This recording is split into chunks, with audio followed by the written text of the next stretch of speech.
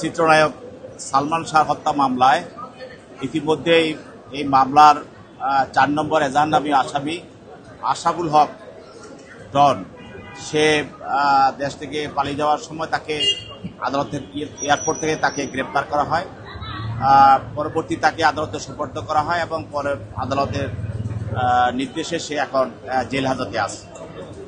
আজকে তার পক্ষে একজন আইনজীবী ওকালতনামা দিয়ে সে জামিনের প্রার্থনা করেছে এবং জামিন প্রার্থনা করে সে ডনকে নির্দোষ দাবি করে সে জামিন প্রার্থনা করেছে।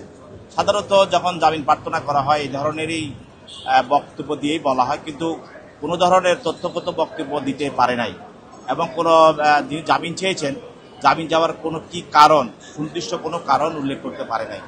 বরঞ্চ আমরা প্রসিকিউশন পক্ষ থেকে বলেছি যে সালমান শাহের মা লীলা চৌধুরী কর্তৃক দায়েরকৃত একটি মামলায় এই মামলার 11 নম্বর আসামি যে স্বীকারোক্তিমূলক জবানবন্দি দিয়েছিল সেই স্বীকারোক্তিমূলক জবানবন্দিতে পুরো ঘটনাটা সালমান শাহকে কীভাবে হত্যা করা হয়েছে সেটা উঠে এসেছে এবং সে ওই স্বীকারোক্তিমূলক জবানবন্দিতে সে ডনকে এই মূল এই হত্যার সঙ্গে তার সম্পর্ক এবং সে যেসব কার্যকলাপ কারা কী করেছে অন্যান্য আসামিরা সবকিছু এই স্বীকারোক্তিমূলক জবানবন্দিতে এসেছে।